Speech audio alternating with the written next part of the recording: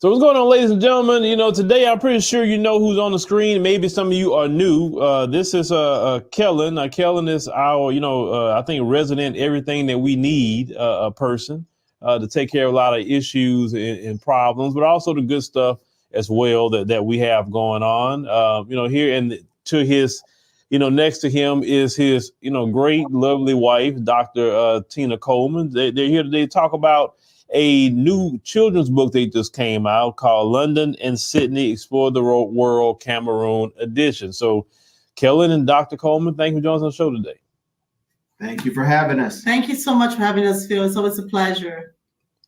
All right, so let's talk about children's books here for a minute, because children's books is something I really don't hear people talking about too often. They talk about doing relationship books, books about many other things outside of children's books. So this is but the second children's book you've done? This is the third, because London wrote his first book at 7, which was a crossword puzzle book. All of them on Amazon and everywhere else a book can be, bought. Okay, because the first one I saw was the Texas edition of the book. Correct. That was the first edition, our first try. And, it's a learning experience. And it's really based on our family's travels. We like to travel. I think that's the best teacher. So that was where we came up with this idea, when London was 1 or 2. Okay. All right. So let's get into that. So 1 or 2 years old, coming up with an idea of children's books. Why? Because I'm a cool daddy and I wanted to be able to document for, the time. Sometimes, you do things with kids. We like to travel. We try to take a trip somewhere at least every month or every other month, and to be able to document it, because sometimes kids will forget where they've been. And even London and Sydney have been to over a dozen countries, I believe, and sometimes they're like, oh, we did that. So to document that, to always say them schoolwork, them dishes have to be done, that's why you got to go on this trip, that trip.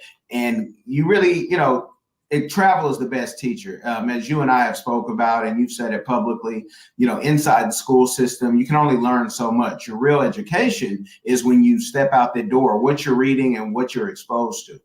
And I'll just add a little bit to what Kellen said. Our motivations for children's books were a little bit different.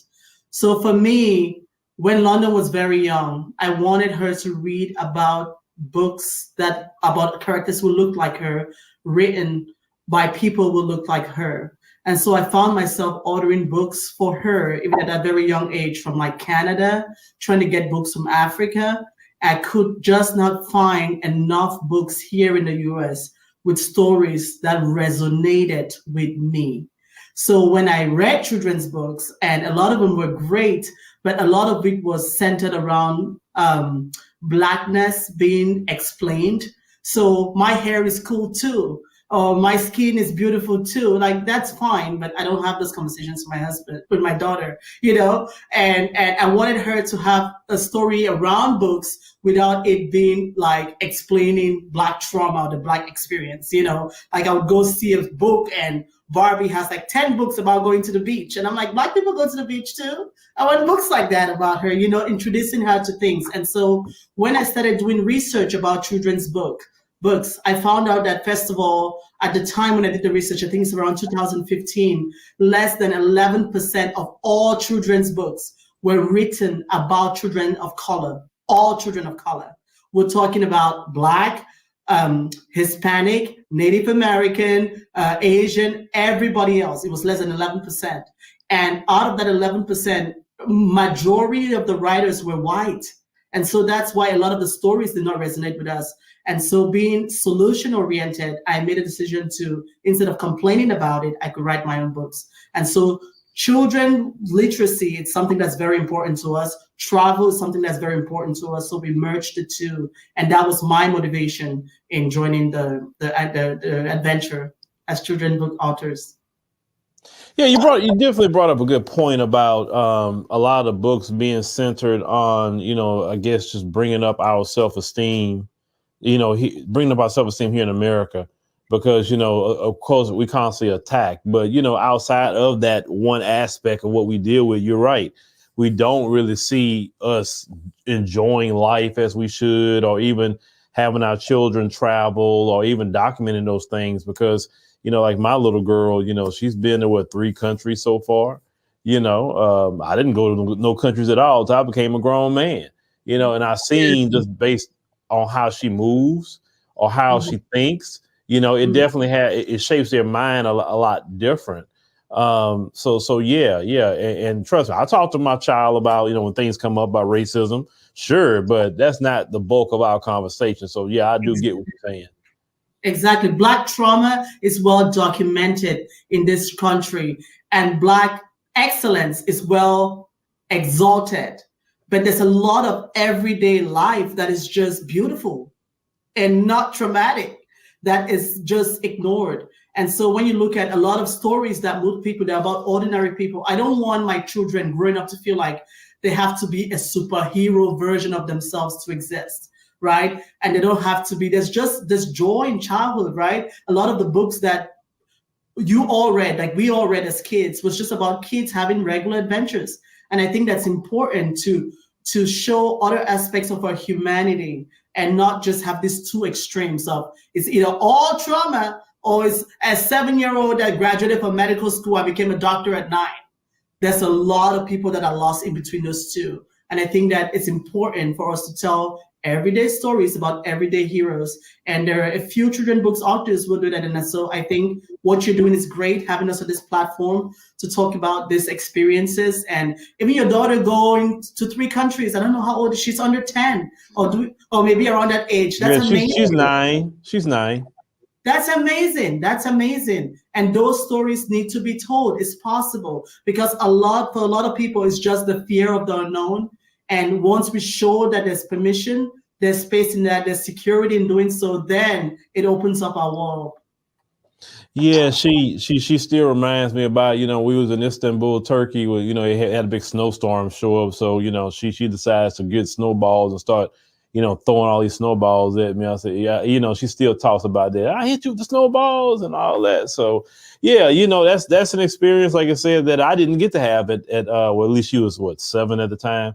So I didn't get that experience at 7 years old, Turkey's amazing. A lot of the history of the war happened in Turkey. It was the epicenter of the Roman Empire for a while, and now it's like this. It was the head of like Constantinople, which was the head of the Roman Empire for a while. And there's just so much history around that area. I think that it's amazing that your daughter got to experience that in person. And I think that she's going to carry those memories forever.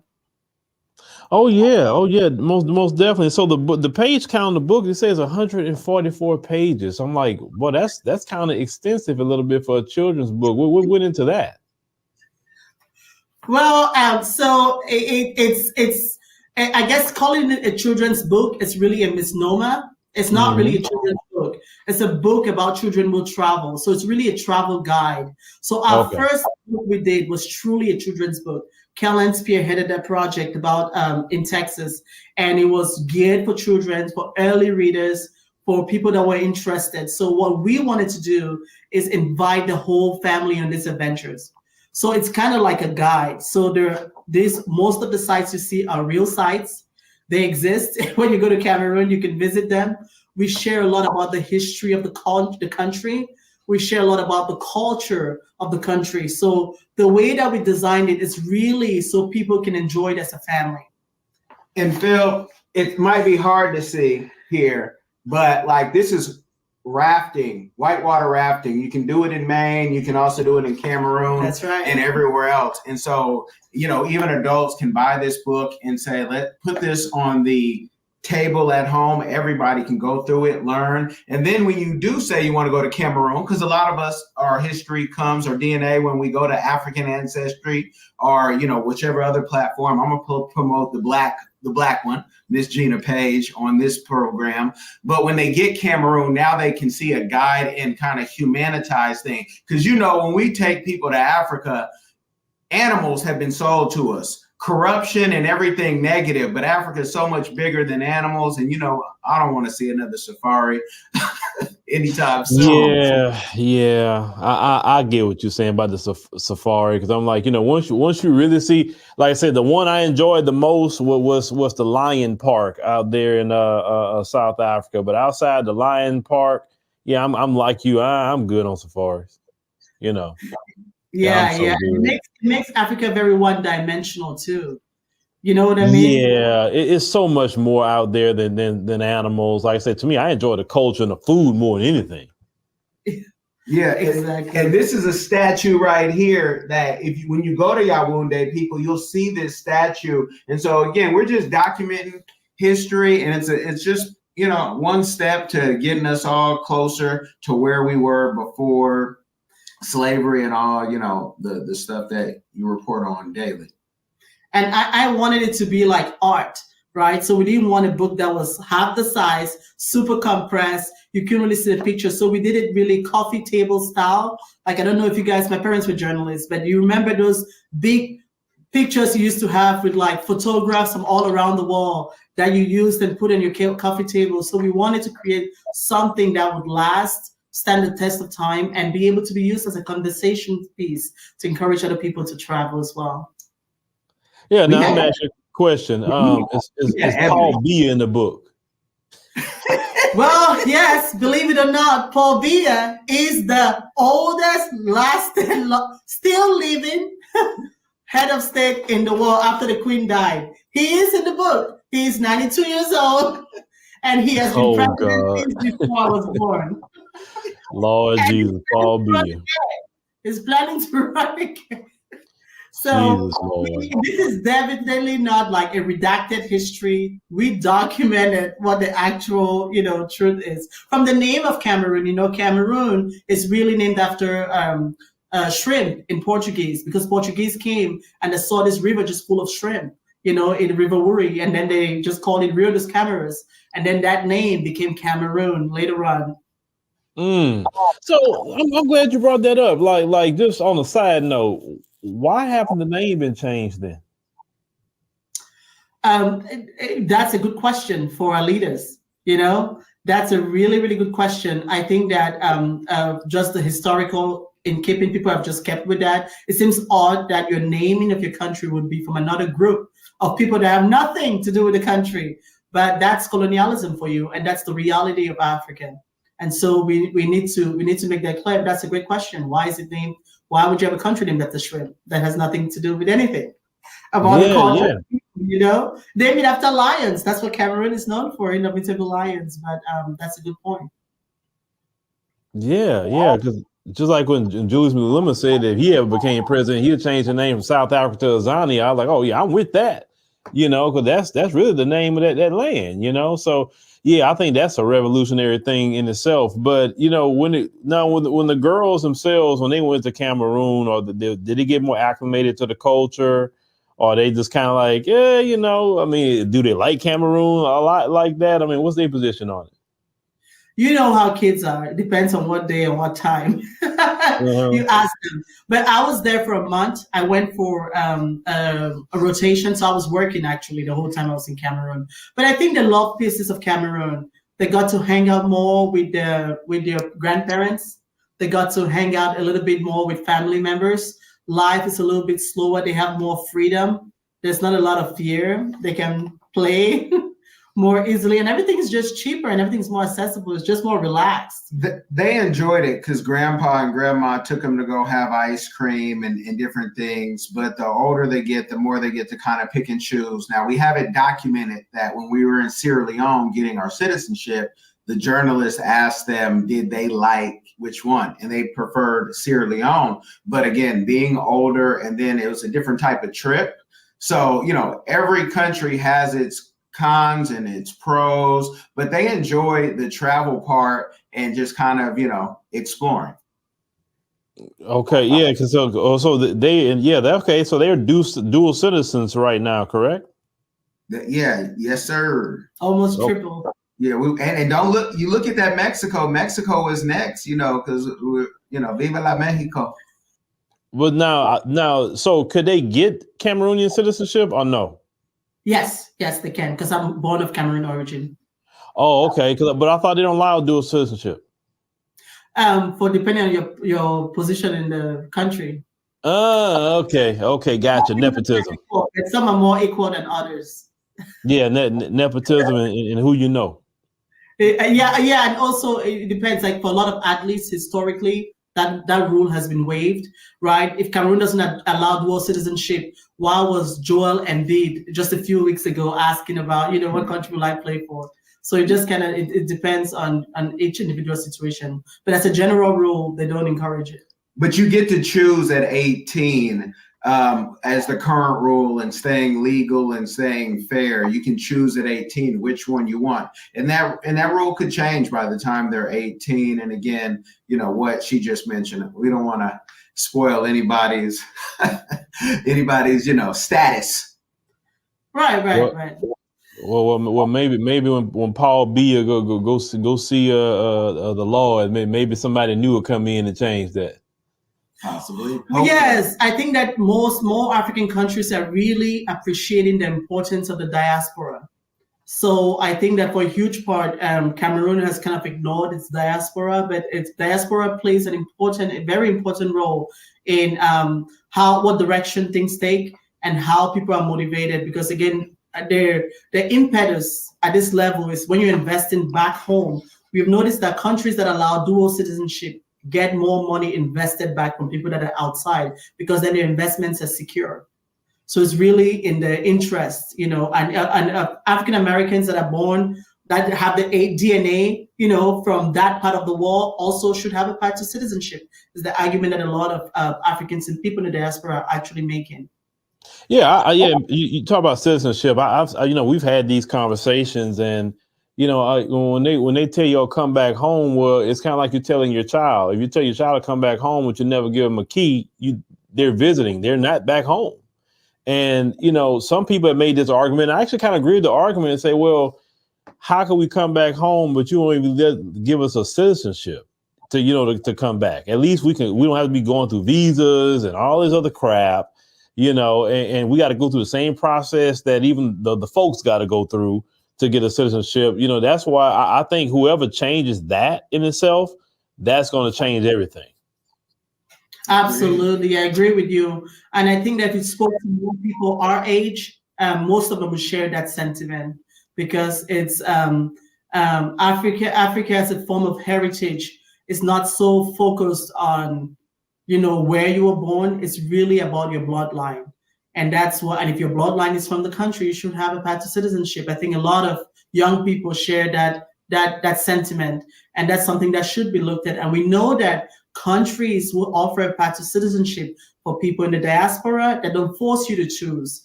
Especially my children, they're really African Americans, right? Their father is American, of African origin. They should have a right to vote. You shouldn't make them choose. That just makes sense. Right. Because if they choose, whatever country they don't choose loses out on what they have to contribute. So I was raised to think of myself as a citizen of the world, so wherever I go, I make my home, but I know where I'm from. I'm very clear about that. I'm very clear about where my bloodline comes from. And that defines how I move around this world. And I think that everybody else of Cameroon origin, even if it's 5%, especially if you didn't have a say as to how your DNA got where it got, should have a path to citizenship.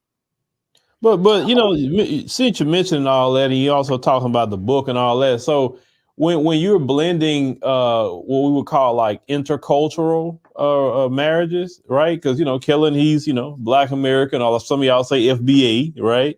And then Sister Tina, born and raised in Cameroon. How did y'all blend the culture together with children? Because when you have children, that's when you try to say, okay, how am I going to raise them culturally? You understand what I'm saying? I think we agreed that we were going to raise them the way we were raised, and take the good parts and take the things that, Tina and I have known each other 20 plus years. So we were talking about some of this 20 years ago when we were in, you can't see Tina's shirt, but I'm going to pop her collar in Grambling. We talked about these things. And so it was just that we're going to go to church. That's what we're going to do. No matter where we at, we're going to go to church. We're going to figure it out, so the kids can be raised in church. Might not be able to give them the same church experience that we had, because we're in totally different states and part of the world, but we're going to have that Bible focus, so they know even when we're not here, you can go to your scriptures, go get the answers. And that, and it's always a back and forth, and we're always learning each other. but it's just compromise at the end of the day. Yeah, I think so. And I think that at the end of the day, you have to kind of create your own family's culture, your family's subculture. So you think what are non-negotiables for him and what are non-negotiables for me. And we first of all find what we agree on and then find what we can negotiate on and then go from there. And also you adjust it to every child because you don't raise every child the same way. And we know that you can put two kids in the same environment and they can have two completely different results. Same parents. Oh same boy. People like I to know follow exactly what you're talking about. Exactly. The Yeah. same, you can tell your two kids the exact same thing. One child's gonna listen, one child is not. And so it's not like we don't have it figured out, but I think that we find things that we agree on. For example, travel was something that was like the faith. Yes, we're gonna raise our kids based on faith. It's very common. But a lot of friends that are of different faiths, right? You have to kind of figure out what are the principles you're gonna stand on. For us, that was not an issue. Is travel going to be a big part of what you do? Absolutely. What does travel mean? Is it something you do for recreation or is it something you use as a tool of education? We decided to use it as a way of education. So we don't travel when we have time. We do our life traveling. So we're out of the country, maybe 20 plus weeks a year. That means that kids can go to regular school. Okay, what does that mean? We have to homeschool. So we have to then make adjustments. If I'm homeschooling, what kind of job do I have? Can I have a regular job with 10 weeks off as a doctor? Maybe not. Maybe I have to find another path of career. Does a standard career work for you? No, maybe entrepreneurship is that option. So it's always that give and take, to kind of find your own path and find what works best for you. Yeah, see the homeschool part, that because see, like I was like I said, I always had my daughter in private school, and then pandemic. We were doing things at home, but then some things just didn't work out with that particular school. So we were doing the homeschool thing. And I actually love the homeschool. I really do. Because like you said, you can move around, do whatever you want to do. But, some kids that work with, some kids not. So we end up finding another private school, put her in. And she loves this school. She loves it. Right. But, now you're back to a schedule again. Right. So it's not like I could pop up today and say, oh, OK, everybody going. So, well, I got to wait till them, the holidays come up like everybody else. So yeah, that is an advantage. If your kids can do well in homeschool, yeah, that's a beautiful thing. And when let me clarify, when I say I homeschool, I don't mean I homeschool. What I mean that I found somebody in another country in Africa, because one of our tenets, our principles that we're based our marriage on, was we create jobs in Africa, right? Mm-hmm. We create jobs and opportunities for other people. So I found somebody that had a master's degree back home that was looking for a job and found a US-based curriculum here that is child-led. And so they teach them, the children do the work on the US-based curriculum. The teacher in Africa corrects it. And then he adds two other aspects in addition to that US-based curriculum. They add a African history and geography, because it's important. My children, like Lana was 7 or 6 years old, and I asked her, who is Martin Luther King? Oh, he was a pastor. I was like, he was more than that. So that's a problem for me, And then number two was Nelson Mandela. Oh, I've kind of heard about, no, that's not good enough for me. So we need to have a structure. And so we need to have this. So they have a teacher that is based on Cameroon, has the master's degree, does one-on-one teaching with them, does the US-based curriculum, and then supplements that with French language, because I want them to be bilingual like me. I speak French, it's my first language. And then he adds African history and geography. So it's a sacrifice, but we build our life around it to accommodate that. I don't sit, and sometimes I have to get in and teach them individual lessons, but very seldom do I have to do that. But the girls, they're up. They're not late for school. They get up on their own. The 9-year-old, they're up by 7 a.m. It's automated. It's not like this. There's no homework, all of this extra stuff. There's no all of this homework. So it really streamlines our life. So it's kind of going against the grain, but it's doable if you use the appropriate resources. I'm not going to sit there and be arguing fractions about my daughter, and she's asking me why. And if you know me, I do no fractions with them. So that's not, but because they're closer in age, they can motivate each other, and that's also a blessing.